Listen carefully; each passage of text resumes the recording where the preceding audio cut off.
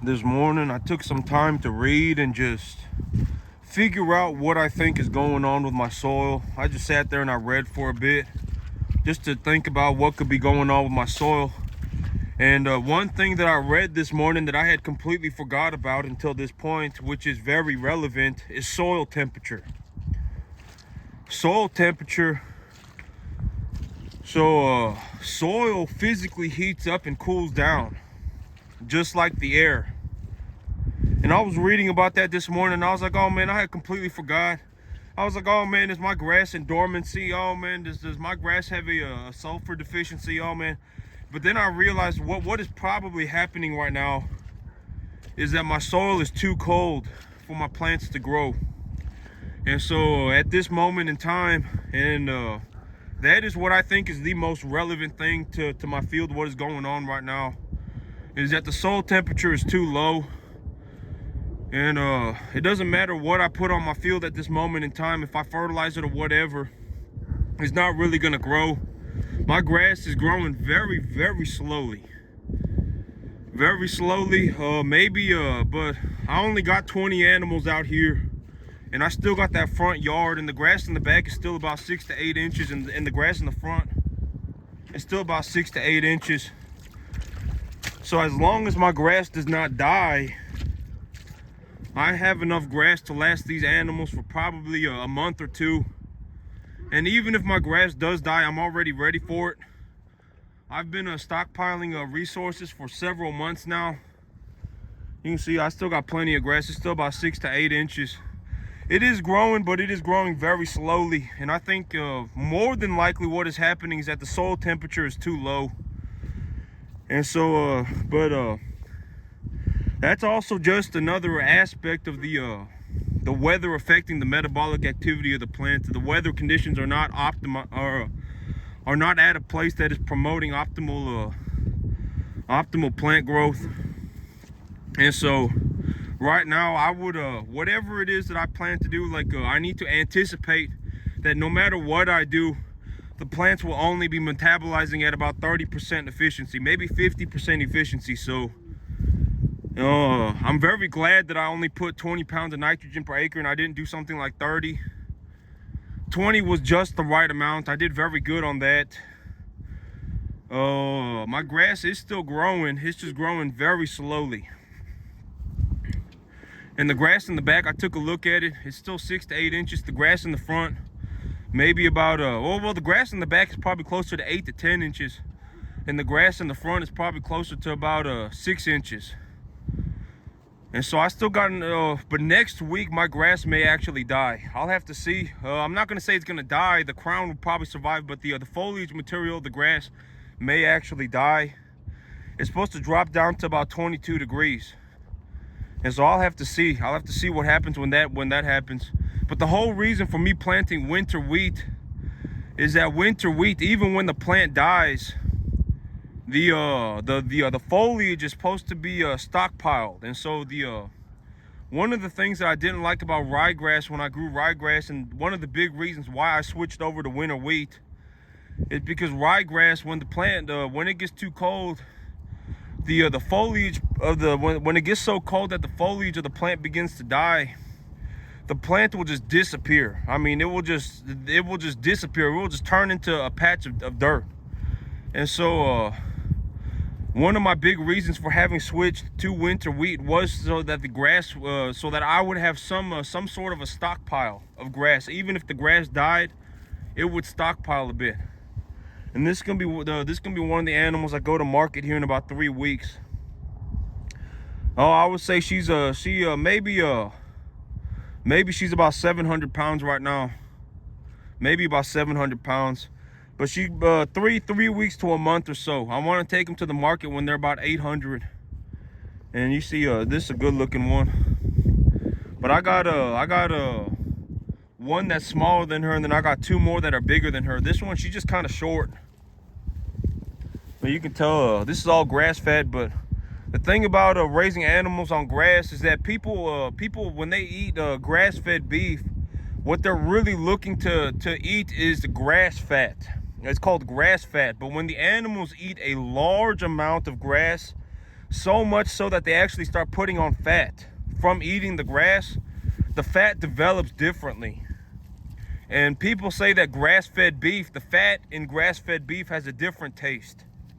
And so feeding grass is not enough, especially if it's coming down to producing that very, very, very desirable product, the beef product that people want.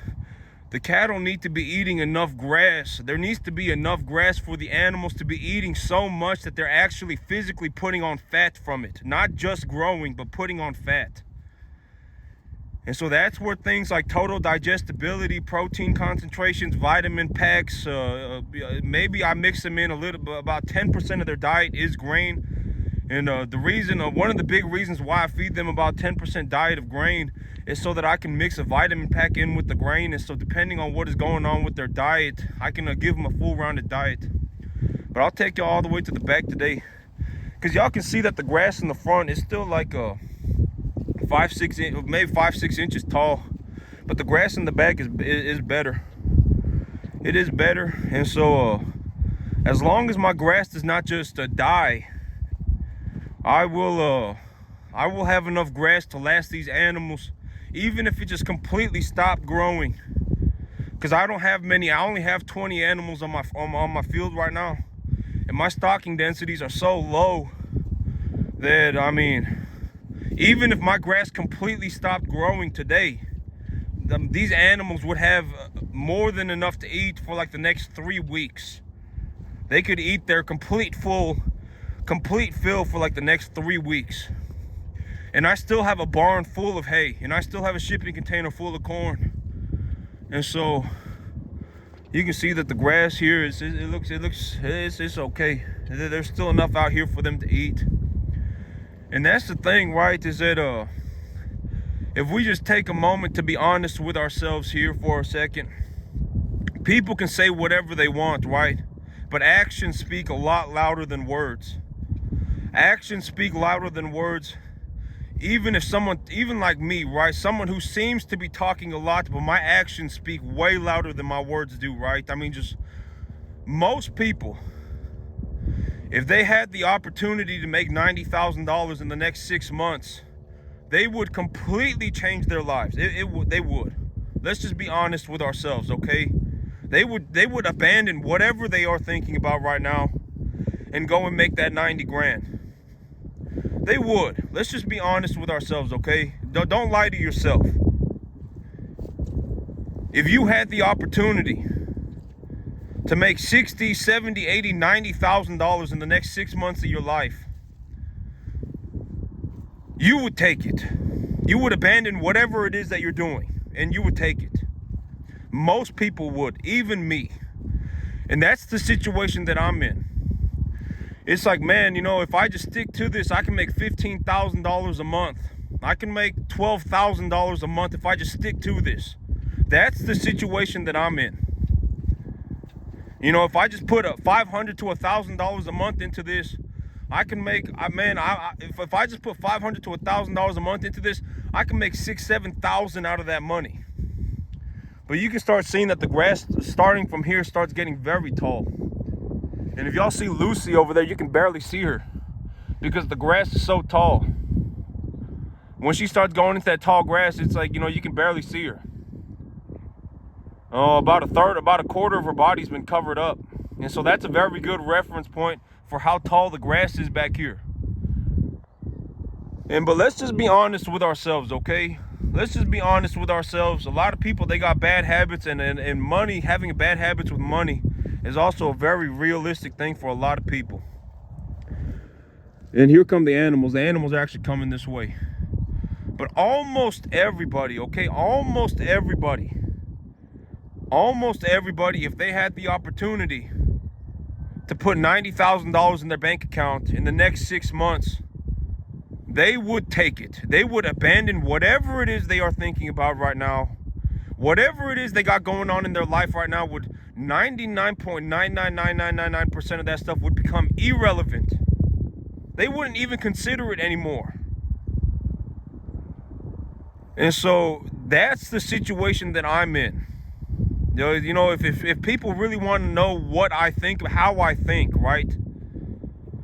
That is how I think, man. If I just stick to this and I just stick to this, I'll make myself $12,000 to $15,000 a month. Forget everything, and I'm very honest with myself, right? I understand that, because me, it's like, being here and seeing, because I'm a first generation farmer. I taught myself how to farm. I taught myself how to invest in real estate. I taught myself how to, granted, I'm not going to really say I taught myself, because I learned, I do have my personal experiences, but I also do learn from the experiences of others, right? I think that there's a saying that a wise man, a wise man learns from the mistakes of others. And there's a very, very, very real truth to that. Like when I drive around and there are people, they got their crops failing. Their crops are failing all the time. Their crops just keep failing. They're not making jack squat for money. It is a very good opportunity for me to see and learn. Because a wise man learns from the mistakes of others. And me, because of the way that my world is, the way that I live my life on a very daily basis, I look at numbers every single day, right? Oh man, I wonder how much, what kind of estimates do I make? Like let's say I take an animal like this to market. Chances are I'm gonna make like somewhere between $1,200 to $1,400 on her.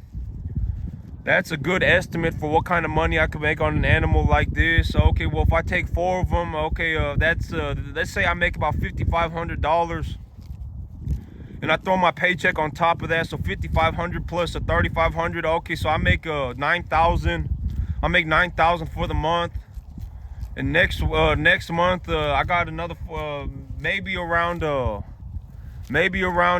April or so, I'll have about 15 animals ready to go to market, and 15 animals, I'll probably do about $25,000 on that. And so that means in the next 5 months, I'll make about $60,000-$70,000, stuff like that, right? I look at my numbers all the time. And so when I see what's going on with some of these farmers, when I'm driving around, I'm not throwing shade. I'm not, it just is what it is. When I see what they got going on, I understand what is going on with them financially. I do. Because financials are a very big aspect of my life. Like this farm, it's a one man in a garage type business. This farm, it's just me. I take care of the cattle. I grow the grass. I invest in my own commodities. All this stuff, I do it on my own. It's just a one man in a garage type business. But these one man in a garage type businesses, the big benefit of getting a one man in a garage type business is that usually in a one man in a garage type business, the owner of that business is literally living their life for the business, legitimately. And so the big benefit of having a business like this is that that the owner cares a lot. The owner cares a lot. That's the big benefit for having a business like this. And the only way to really get to this point is to care a lot. I mean, you have to be willing to take risks for your dream. You have to be willing to come out here and work 7 days a week. I mean, you have to be willing to do everything. Legitimately, the whole business is on you. But that's one of the big benefits also of a one man in a garage type business, because in an environment where there is a team, unless every single person on that team is thoroughly vetted, backgrounded, to make sure that they're not going to act like a loser, even in a group of 5 people, one person could end up being a loser. And if one person ends up being a loser, it could drastically affect the performance of the team. Even in just a group of 5 people, one person, oh man, I'm just here to put in my 40 hours. And when I put in my 40 hours, I'm just going to go home and crack open a beer and sit on the couch, right? That's literally their mentality. Their mentality is not, the business is my life. Like, this is literally the only opportunity that I have in my life. Because You really want, if like me, but realistically, every person in the world who works on a team, deep down, they want to be on a team of just die hard, 100% focused people. At the end of the day, that's what people want. Everybody, whether they admit it or not, deep down, that is what they want. And the big benefit of having a one man in a garage type business is that most of the time when these businesses exist, they exist because the owner of that business is just 100%. The business is their life. The business is their life. And so that the person is going to be 100% committed to the business, probably even more, like 105%, as the most committed that they could possibly be to anything. They are committed to the business. And it's very, and a lot of times people have a very difficult time, getting along with people like this, right? But at the end of the day, if people genuinely understood what it's like to have this mindset, right? Maybe it would change what they think. Most people, if they had the opportunity to make $15,000 a month, it would completely change the way that they think. Completely change. It would. I mean, whatever they are thinking about right now, they would abandon it so fast, and they would turn on a dime. Because they're not very well rooted into their belief system. They would turn on a dime, legitimately. I mean, there was nothing that anybody could say to me that would make me quit farming or make me go do something else. Legitimately. And so, a lot of people, if they understood the mentality, maybe it would change their life. And don't lie to yourself. A lot of people, they lie to themselves. Oh man, money's not important, right? Oh man, money's not. But if they had the opportunity to make an extra $90,000 in the next 6 months of their life, they would take it. They would abandon anything that they are doing and everything that they are doing to go and make that money. 100%, 99.999999% of people.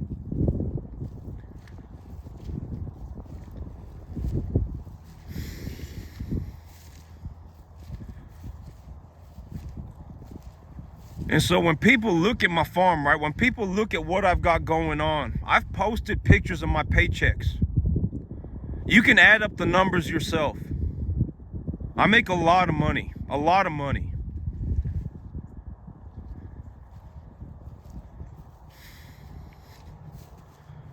In terms of 10-acre fields, I'm probably one of the highest top performers in terms of capital generation, in terms of how much money I make on 10 acres running just regular old commercial cattle. I'm probably in the very, very, very somewhere in, I would be willing to guess, without having my ego being, because me, when I drive around, I take a look around. I take a look around to see what other people got going on. I'll drive through town, I'll drive through another town, I'll drive through another town, I'll drive 2 hours away, I'll drive to a sale barn in another town, and I get to see what a lot of people got going on.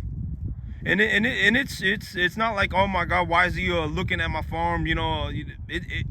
Free country, right? I mean, I'm just observing as I drive, and I get to see what people got going on. And I've to this day, in the last, I'm 32 years old. In the last 32 years of my life, I have seen one person that when I looked at him, I don't know if well, depending on what the circumstances were, I would say that he was a very, very capable farmer. I would say he's a very capable farmer. He had a lot going on for him. And there was one person where I said, man, this guy really got it going on. He had a massive silage pile. I mean, he had irrigation equipment running on like 1,000 acres of hay. I mean, it was impressive. And then he pulled up, and when he pulled up to talk to me, he was driving a like a 50-year-old John Deere tractor. And I was like, dang, I wonder what he's doing with all this money. But he probably just sitting on it, right? I mean, he had a whole bunch of Hereford cattle. He had a whole massive pile of silage. I mean, he had like 1,000 acres of hay. I mean, it was impressive. Or maybe actually I don't know. I'm very slow to what is it praise people, because maybe he was just renting the land. I don't know. Maybe he was renting the land, right? Maybe he was. I don't know. Maybe and so I don't really know what people got going on, right? And I always say I would rather own 10 acres than rent 100 acres. I would rather own 10 acres than rent 100. I really would, because the equity generation in the property, and then, you know, any upgrades that I do to the property I get to keep and stuff like that, right? I would rather own 10 acres than rent 100. And so that's it for me today, YouTube. Y'all have a good one.